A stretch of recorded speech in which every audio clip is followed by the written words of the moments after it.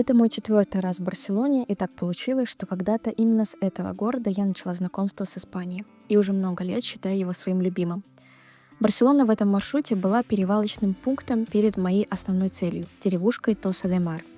Дело в том, что у меня давно не было ленивого отпуска, и я решила остановиться в каком-нибудь маленьком городке и поваляться дня 4 на море.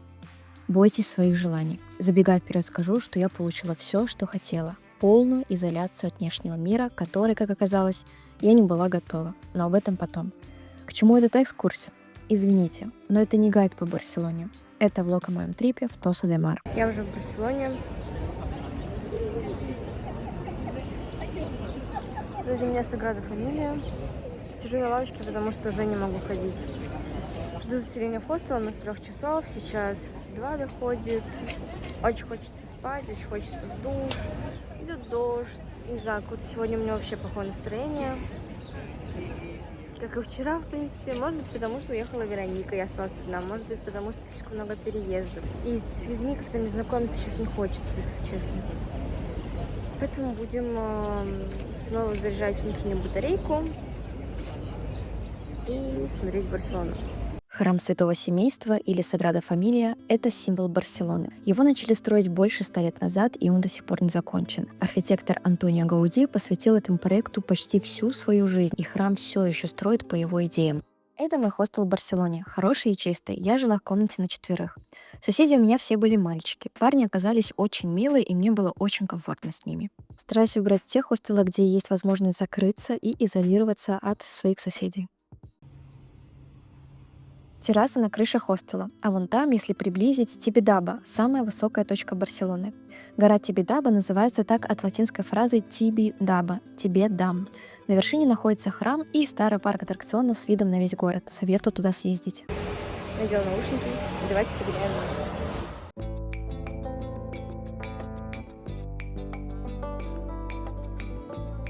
Арк де Триумф или Триумфальная арка. Говорят, что если пройти под аркой желанием, оно сбудется. Кстати, ужинаю в Honest Greens. Советую эту сеть ресторанов, хорошая цена и сбалансированное питание. В тот вечер на город обрушился большой дождь, я бы даже сказала шторм. Погулять нормально не получилось, и поэтому материала для репортажа почти нет. На второй день я проснулась, позавтракала и до чекаута из хостела успела немного прогуляться по Пассеж де Грасия и даже забежать в книжный. Барселона пропитана работами Гауди, и самое известное здание — это Каса Мила или Ла Педрера.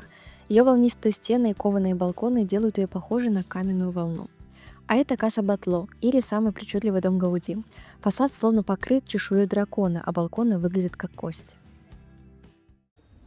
Ну что, мы отправляемся в Тоса-де-Мар.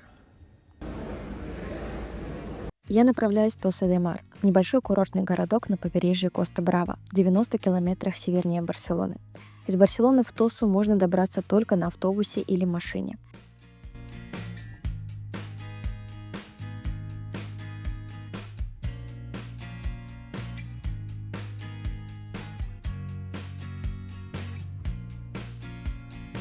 Обзор отеля в Тоса-де-Мар. Да-да, я теперь живу в отеле, поднялась.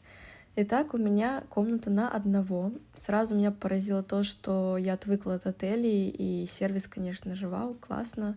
Комната очень маленькая, уютная, как раз для одного человека. После заселения я сразу пошла на пляж. Честно говоря, я совсем не ожидала, что конец сентября в Каталонии будет таким прохладным. Днем было 16-18 градусов, а к обеду на солнце температура поднималась только до 22. Мне просто не повезло с погодой. Раньше Тоса-де-Мар была обычной рыбацкой деревней, но со временем превратилась в популярный курорт, при этом сохранив свой старый характер. Самое главное здесь — это средневековая крепость Вила-Вейя. Это единственный на всем побережье Коста-Бравы город, где полностью сохранились крепостные стены прямо у моря. Их построили в XII веке, чтобы защищаться от пиратов из Северной Африки.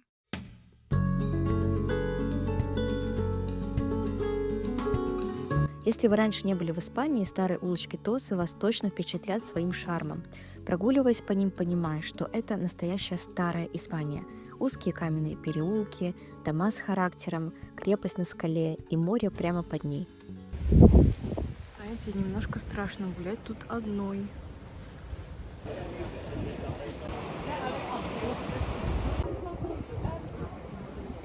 мой второй день в Тосе я решила утром забраться на ту самую крепость Вилла Вейя, а в обед побыть на пляже, пока погода позволяет. Крепость и пейзажи вокруг очень киношные. Кстати, здесь в 50-х снимали фильм «Пандора и летучий голландец». Может быть, после этого место стало таким популярным. Главной актрисе этого фильма Аве Гарднер даже установили памятник. В интернете пишут, что в свое время она была настоящей звездой. Es que no te has dado cuenta de...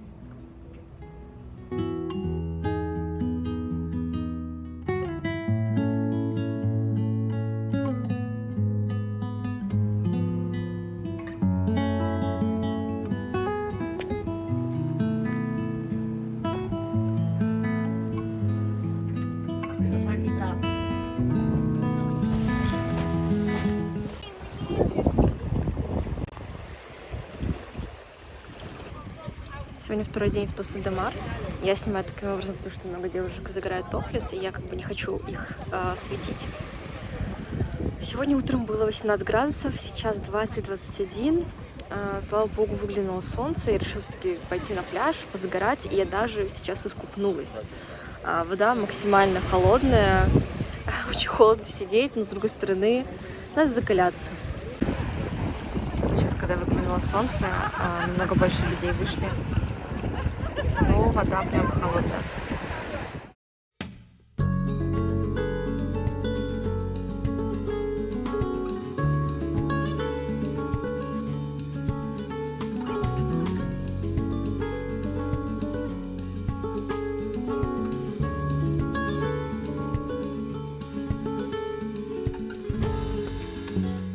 В общем, если вы, как и я, одинокий одиночка, то, наверное, в Тосы я вам не рекомендую ехать, потому что отсюда не уехать. Это очень изолированный городок. Например, я спросила на ресепшене, как доехать до Жироны, если прямые автобусы, что мне хочется поехать в музей Дали, а он находится даже не в Жироне, а в агломерации Жироны, в Фигерисе. Мне сказали, что прямых автобусов нет, есть только один, который ходит в 8 утра. Мне нужно ехать в Лорет, что примерно час езды. Там делать пересадку и ехать в Жирону, и потом ехать в Фигерис. То есть представляете, сколько это времени на общественном транспорте. Я думаю, боже, куда я попала? На третий день в Тосе я решила воспользоваться ваучером на экскурсию, которую мне дали в отеле, и за 20 евро отправилась на лодке в Калла-Живерола. Калла-Живерола — это живописная уединенная бухта с золотистым песком и кристально чистой водой, расположенная примерно в 5 километрах от Тоса-де-Мар. Можно остаться в бухте и в любое время до 5 вечера вернуться на любой лодке этой же компании. Они курсируют каждые 30-40 минут. Я осталась на этом пляже. Он был почти безлюден, и это было лучшее решение.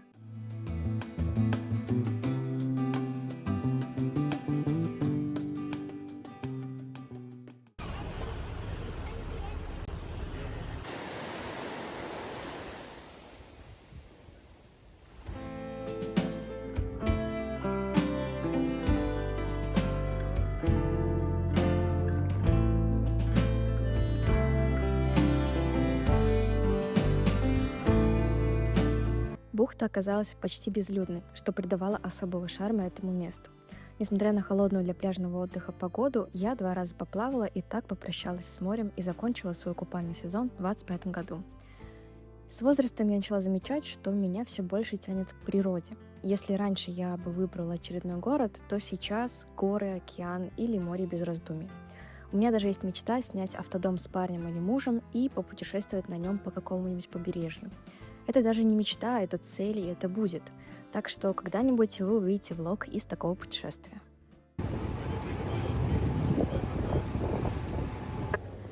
Как выглядят мои вечера? Ну, вечером я перед сном выхожу погулять, послушать музыку. Хожу по одним и тем же улицам. Разговаривала сейчас с чуваком с ресепшена. Он сказал, что тут одни старички, и что лучше бы было ехать в Лорет. Потом меня позвал выпить. Но как-то для меня это, не знаю, я, как-то слилась с этого приглашения. Сказала, потом посмотрим, я сейчас пойду погуляю, если что, поговорим. Вот, надеюсь, что когда я вернусь, его не будет. Как-то я не готова с ним пить, если честно.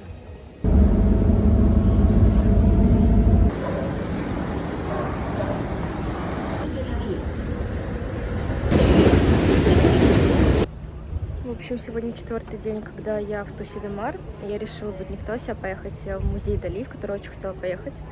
И чтобы до него добраться, мне нужно сменить 3 транспорта. Я уже сменила 2. И сейчас вот жду свою электричку, которая идет из Жироны до Фигерес. Это маленький городок, где жил Дали с Галой, со своей женой. Там очень классный, интересный музей. Я очень сильно хочу туда попасть.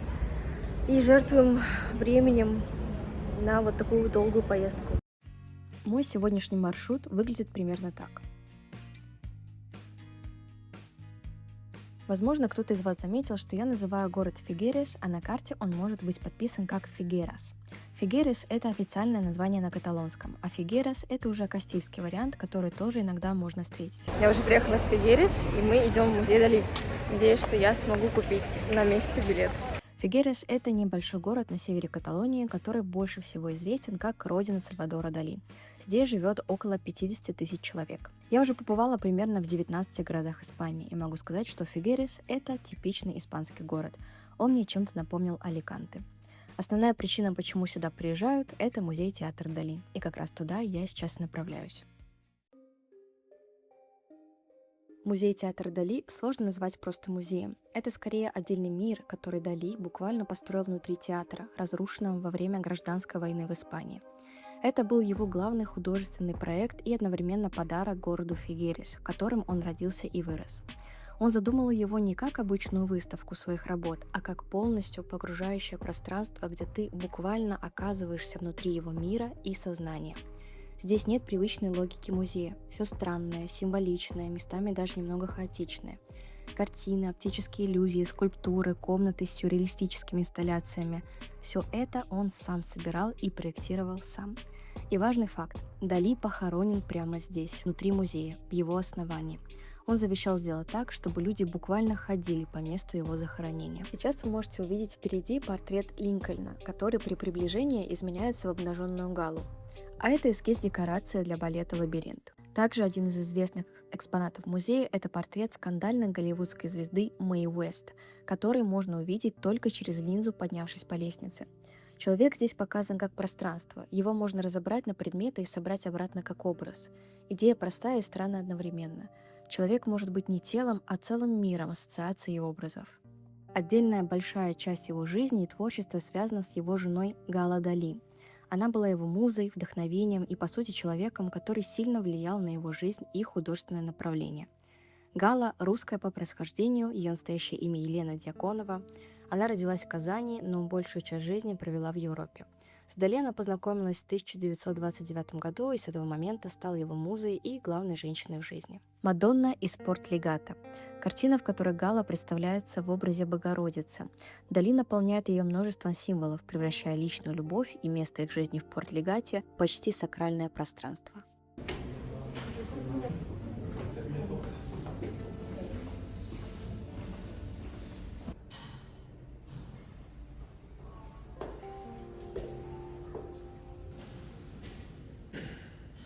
Если поедете сюда, советую взять экскурсию или аудиогид, чтобы вам объяснили все эти причудливые инсталляции и их смысл, особенно если вы, как и я, довольно далеки от искусства. Умираю, как хочу есть, и в поезде взяла в Меркадоне булочку с ветчиной и сыром и такой напиток аквариус. Его пьют абсолютно все испанцы, не знаю почему, они просто в него влюблены. Вот такой перекус за евро 85.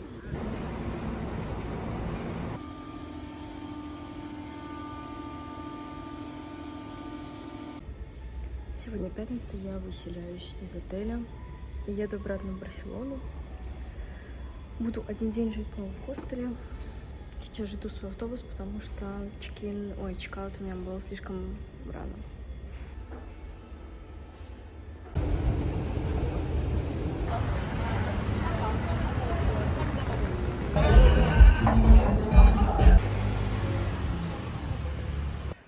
Я поднимаюсь в один бар с очень красивым видом, который сейчас очень популярен в Барселоне. И вот сзади меня вот такая лестница, по которой нужно подняться.